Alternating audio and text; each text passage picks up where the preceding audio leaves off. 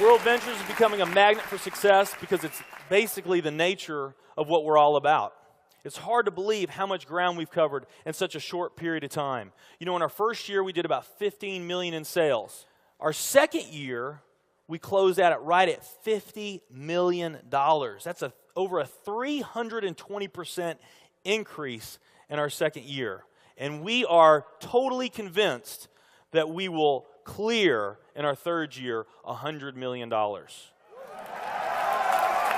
I'll tell you what's going to happen much faster than you might imagine is that we're going to become a billion-dollar company.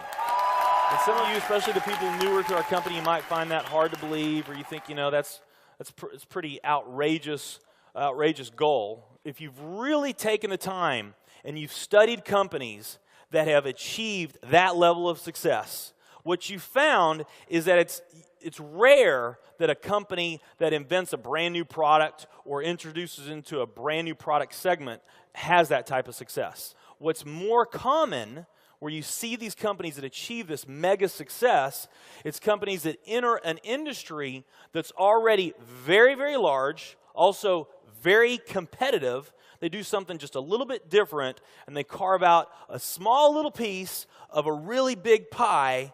And with that small little piece, they become over $1 billion a year company. A great example of that is Cheesecake Factory. I mean, we all know how competitive and how big the restaurant business is. And Cheesecake Factory, they're not doing something that much different than everybody else. They're doing things just a little bit different. But they are a super success in business today. One of my favorite examples is Starbucks. I mean, how long has the coffee industry been around, and how big is the coffee industry? Okay, I mean, how many companies sell coffee? Starbucks, doing it just a little bit different. They carved out their piece, and now they're a multi-billion-dollar company. And I got a little demonstration that I want to show you that I think is kind of fun. The coffee industry is $100 billion. So $100 billion every year is spent around the world on coffee. Each one of these gumballs represents $1 billion in annual sales. There's 100 gumballs in here. This is the coffee industry. So Starbucks, if they want to, let's say they're brand new and they're starting out, and they've got this goal to become a billion-dollar company, they need to carve out 1% of that pie. So they would need to have this much of that pie, 1%. So it's really, you know, a small percentage of this overall pie. They've been more successful than that. 2, 3, 4, 5, 6, 7, 8. They do about $8 billion in sales. That's a pretty significant portion of the entire worldwide global sales of coffee.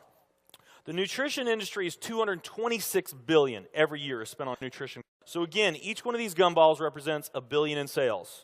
So here's the coffee industry, here's the nutrition industry. And by the way, you may not know this or not, but over half of all the network marketing companies on the planet today, they're nutrition companies. Now let's talk about the travel industry. We need a bigger base here. All right, here's the travel industry.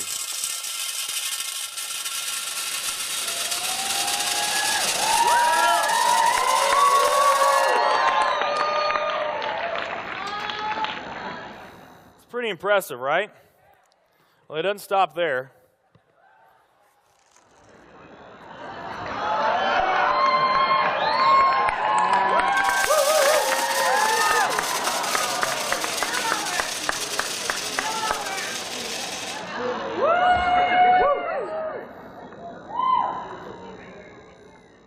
That's pretty big, right?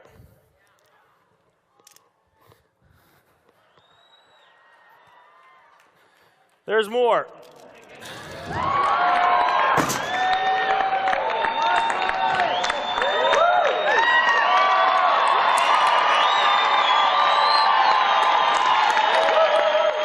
But wait, there's more.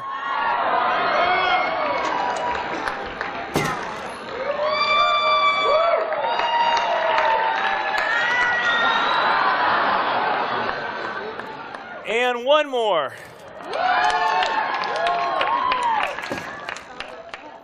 All right.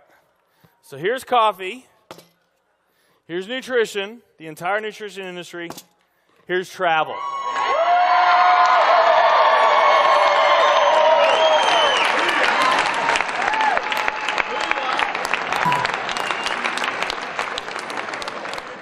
Travel industry is $7 trillion every year spent on travel.